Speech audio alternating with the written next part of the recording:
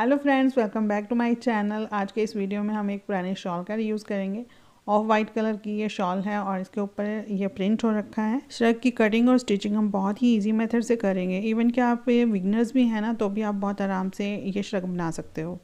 Shawl की length और width बहुत ज़्यादा नहीं है। ये देखिए, इसकी जो विड्थ है वो है 32 इंचज़ और लेंथ है 2 मीटर के आसपास। 2 मीटर से भी कम ही है। शॉल का जो स्टैंडर्ड साइज़ होता है ना, उससे भी कम लेंथ और विड्थ है इसकी। अगर आपके पास भी इस साइज़ की शॉल है तो उससे आप कुर्ती तो नहीं पर श्रग बना सकते हो। अब इसको लेंथ वाइज हम फोल्ड कर लेंगे। इस तरह से फोल्ड कर लिया इसको एंड तक और एक फोल्ड और लगा दिया। ये देखिए, ऐसे जैसे हम सिंपल कुर्ती कट करते हैं ना, सेम वैसे ही। और ये जो सेंटर आया यहाँ से इसको कर दिया कट, क्योंकि यहाँ से एक हम बैक पार्ट और एक फ्रंट पार्ट कट करेंगे। फोल्ड बहुत अच्छे से करना है, एक बराबर फोल्ड करना है, क्योंकि ये जो बॉर्डर्स है ना, ये एक बराबर आने चाहिए। हमारे ये बॉटम में आएंगे। तो एक पार्ट हमने यहाँ से उठा दिया है और एक पार्ट की अब कटिंग करेंगे हम। तो ये देखिए, सबसे पहले आपको श्रग का घेर देख लेना है कि आपको घेर कितना रखना है। तो मैं रखूँगी यहाँ पे 12 इंचज़। तो ये बैक वाले पार्ट की कटिंग कर रहे हैं हम। तो 12 इंचज़ पे मैंने ऊपर से नीचे तक इस तरह से मेज़रमेंट ले ली है अच्छे से। अब कोई भी कुर्ती जो आपको बिल्कुल सही फिटिंग से आती है वो लेके इस तरह से रखेंगे हम। श्रग कहीं टाइट ना हो जाए, इसलिए हमने 1 इंच का मार्जिन अपनी तरफ को रख लिया है। उसके बाद ये कुर्ती हमने अच्छे से बिछा ली और ये हमने कर ली मार्किंग। बस इस तरह से कुर्ती के साथ साथ मार्किंग कर लेंगे। और ये जो आर्म होल है ना, आर्म होल की जो सिलाई है उस पर भी इसी तरह से मार्किंग कर लेंगे। ये सिलाई के साथ साथ फोल्ड करते जाएंगे और मार्किंग कर लेंगे। ये देखिए, हमने हल्की हल्की मार्किंग कर ली। अब इसको हम डार्क कर लेंगे। ये ब्लैक कलर की वजह से वीडियो में थोड़ा सा कम दिखाई दे रहा है, तो उसके लिए सॉरी। जिस तरह से हमने यहाँ पे 1 इंच का मार्जिन रखा था ना, वैसे आपको ज़रूर रखना है ताकि शर्ट टाइट ना हो। अब ये शोल्डर्स देख लेते हैं कि टाइट तो नहीं है। नहीं, बिल्कुल सही आए हैं ये 7 इंचज़ पे। अब यहाँ पे हम स्लिट्स के लिए मार्किंग कर लेते हैं। 21 इंचज़ पे हम यहाँ स्लिट्स रख लेंगे।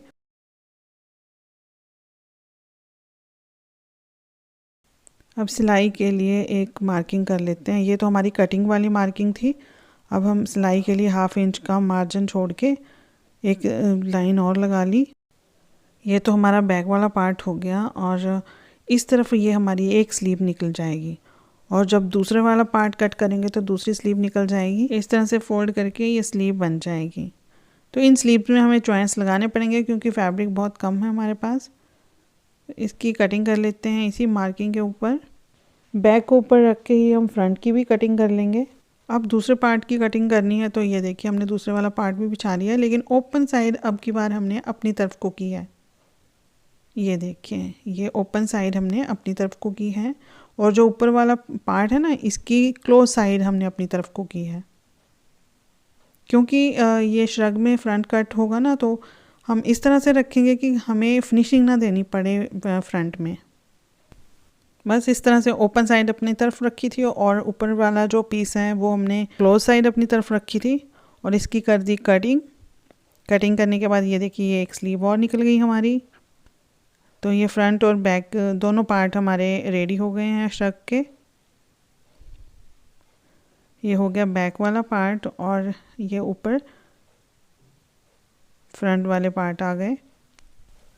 ओपन साइड अपनी तरफ रखने का फ़ायदा ये हुआ कि अब यहाँ पे हमें कोई स्ट्रिप अटैच नहीं करनी पड़ेगी। ये बहुत ही फिनिशिंग से हमारा जो फ्रंट कट है वो रेडी है। यहाँ कुछ भी नहीं करना है हमें। अगर हम इस तरह से कटिंग नहीं करते तो ये जो फ्रंट है यहाँ पे हमें स्ट्रिप अटैच करनी पड़ती है और उसके बाद उसकी तुरपाई करनी पड़ती है। तो इससे हमारा काम बढ़ भी जाता और फिनिशिंग भी उतनी अच्छी नहीं आती। लेकिन अभी हमारा काम भी कम हो गया और एक रेडीमेड श्रग की तरह इसकी लुक आएगी। ये जो फैब्रिक बचा था ना, दोनों पार्ट्स कट करने के बाद साइड से, तो इनसे हम स्लीव्स बना लेंगे। ये देखिए, इनको एक बराबर करके इस तरह से सबसे पहले तो लेंथ ले लेते हैं कि लेंथ कितनी रखनी है स्लीव्स की। तो 21 लेंथ है हमारी कुर्ती की। देख लेते हैं कितनी है ये।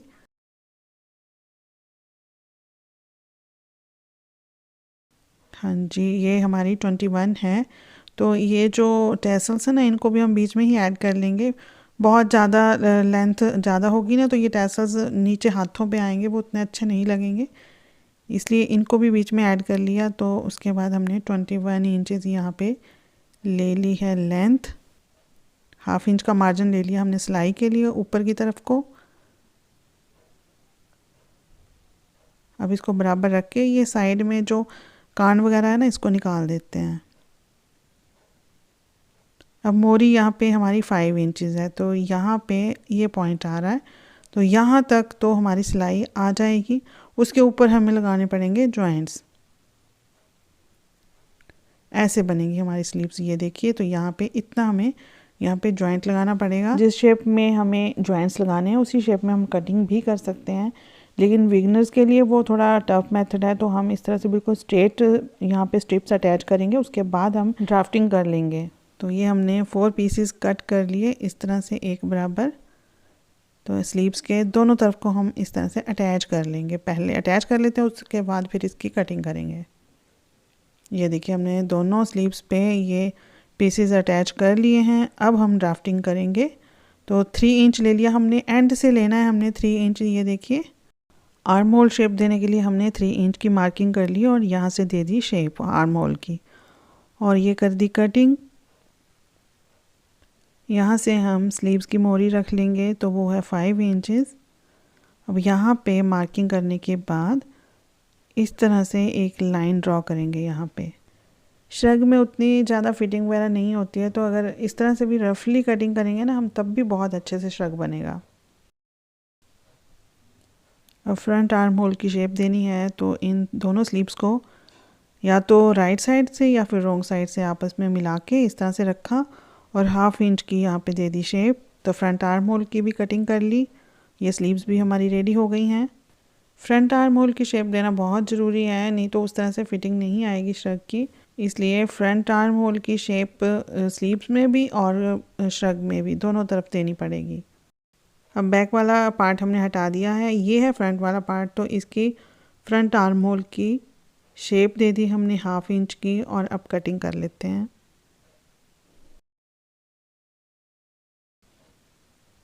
तो ये नेक की विड्थ रखी हमने 2.5 इंचेस, लेंथ रखी 3 इंचेस। श्रग का जो फ्रंट वाला पार्ट है ना, उसके नेक की कटिंग कर रहे हैं हम। ये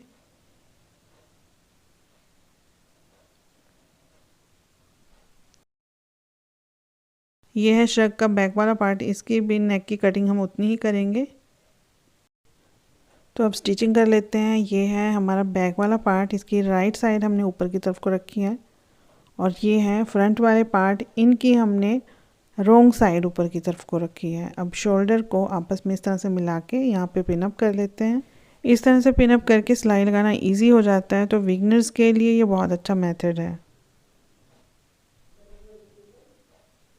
और डबल सिलाई हमने लगा ली है, और साथ के साथ ही इस पे इंटरलॉक भी कर लेंगे। शोल्डर्स अटैच करने के बाद अब हमें नेक लाइन रेडी करनी है, तो उसके लिए हमने तिरछी पट्टी कट कर ली है। ये रेबदार स्ट्रिप कट करके हम बहुत इजीली अपनी नेक लाइन बना सकते हैं। ये देखिए, अब किस तरह से इसे अटैच करना है। एक साइड से हम अटैच करना स्टार्ट करेंगे और दूसरे एंड पे ले जाके इसको ख़त्म करेंगे। बस इस तरह से सिलाई लगा देंगे इसके ऊपर। दोनों फैब्रिक को बस बराबर रखना है, कुछ नहीं करना है, अपने आप ही सिलाई लगती जाएगी। इसको हमें हल्के हल्के हाथों से घुमाते जाना है बस। ये जो स्ट्रिप हमने कट की है ना, ये एक्स्ट्रा होनी चाहिए, हमारे नेक से ज़्यादा होनी चाहिए, क्योंकि दोनों तरफ हमें ये एक्स्ट्रा 1 इंच या हाफ इंच छोड़नी होती है फोल्ड करने के लिए। ये देखिए, यहाँ पे ये जो पट्टी है ना, हमने एक्स्ट्रा छोड़ी हुई है, हाफ इंच के आसपास ये एक्स्ट्रा है, तो ये फोल्ड करने के लिए हमें रखनी होती है। तो जब भी आप पट्टी लगाएं तो एक्स्ट्रा ज़रूर छोड़ें। अब ये देखिए, इसको अंदर की तरफ को फोल्ड करके ऐसे या तो तुरपाई कर सकते हैं, या फिर सिलाई, अगर आपकी फिनिशिंग अच्छी है सिलाई में तो सिलाई भी लगा सकते हैं। लेकिन मैं यहाँ पे तुरपाई करूँगी, क्योंकि बहुत ही लाइट कलर का ये फैब्रिक है ना, तो इसमें सिलाई दिखाई देगी, तो मुझे फिनिशिंग चाहिए, सो मैं सारे में तुरपाई ही करूँगी।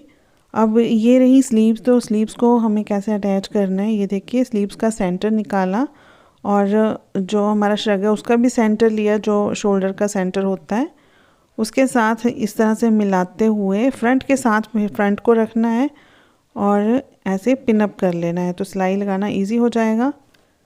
इसको पिन अप कर लिया, अब इसके ऊपर सिलाई लगा लेंगे।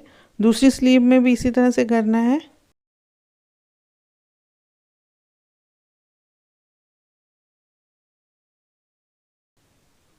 तो स्लीव्स अटैच कर ली हैं। अब ये है साइड की सिलाई। तो ये देखिए, ये हमने जो मार्किंग की है ना, इसके ऊपर ही पिन अप कर लेंगे।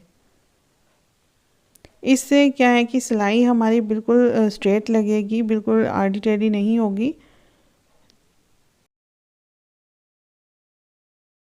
यहाँ तक तो मार्किंग हो रखी है, तो हमने पिन अप भी कर लिया। अब ये जो स्लीव्स हैं, इस पे क्या करना है, हमें जितनी भी हमारी स्लीव्स की मोरी है वो यहाँ पे हम मार्क कर लेंगे। तो ये है हमारी 5 इंच। अब इस पॉइंट को इस पॉइंट से मिलाना है। तो ये लिया हमने स्केल, तो इसमें हल्का सा कर्व होता है, तो हमने ये लाइन खींच दी और इसके ऊपर हम सिलाई लगा लेंगे। साइड की भी सिलाई लगा ली हमने। अब ये स्लिट्स को फोल्ड करना है। ये देख कैसे करेंगे, जहाँ तक हमारी सिलाई लगी हुई है ना, उससे नीचे हमने एक बराबर तक फोल्ड कर देना है, इस तरह से। एक फोल्ड कर दिया, अब एक छोटा सा फोल्ड और कर देना है और ये देखिए इस तरह से आर्म चला देनी फिर से।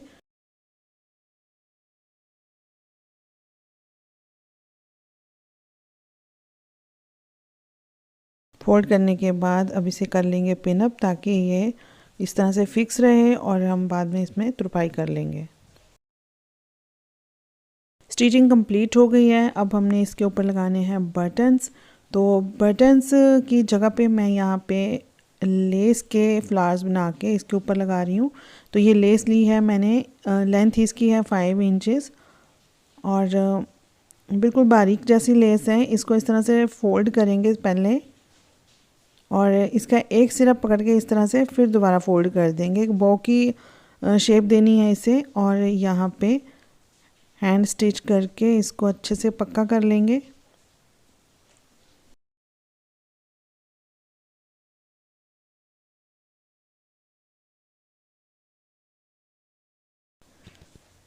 अब ये है मेरे पास वीड्स। ये पूरा पैकेट मैंने लिया हुआ है। तो ये जितने भी यहाँ पे लगाए हुए हैं और ये पैकेट के अंदर हैं, ये 20 रुपीज़ में पूरा पैकेट मिला था। तो काफ़ी रीज़नेबल रेट में मिल जाते हैं ये वीड्स। तो इसमें इस तरह से वीड्स अटैच कर लेंगे और इस फ्लावर को अब श्रग के ऊपर स्टिच कर देंगे। लेस वगैरह नहीं है तो आप रिबन का भी यूज़ कर सकते हो, या फिर आर्टिफिशियल फ्लावर्स भी मिल जाते हैं, उनको ही आप डायरेक्ट इसके ऊपर अटैच कर सकते हो।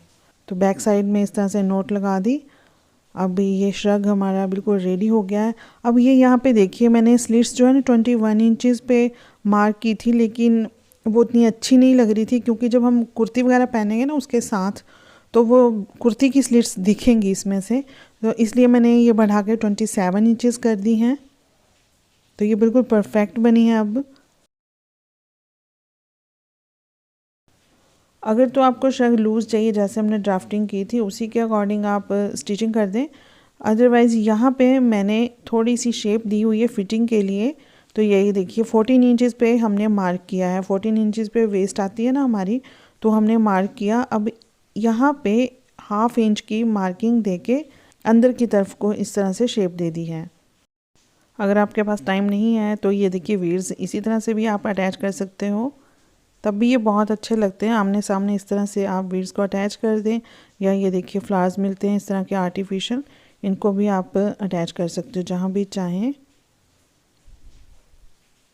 अगर श्रग प्लेन है तब तो ये बहुत ही अच्छे लगेंगे। तो इस तरह से यहाँ पे एक और रख के अब इस तरह बंच बना सकते हो आप, या ये इस तरह के पैचेस मिलते हैं आजकल, तो इनको भी आप अटैच कर सकते हो। लेकिन श्रग अगर आपका प्लेन होगा ना तो फिर ये चीज़ें ज़्यादा अच्छी लगेंगी इस तरह से। श्रग के बैक साइड में भी इसी तरह का बॉर्डर आ गया है। तो ये हमारा श्रग कंप्लीट हो गया। अब देख लेते हैं कि ये पहनने के बाद कैसा लग रहा है। मेरे बहुत सारे फ्रेंड्स की ये डिमांड थी, तो आई थिंक आपकी डिमांड पूरी हो चुकी है, आपको पसंद भी आई होगी।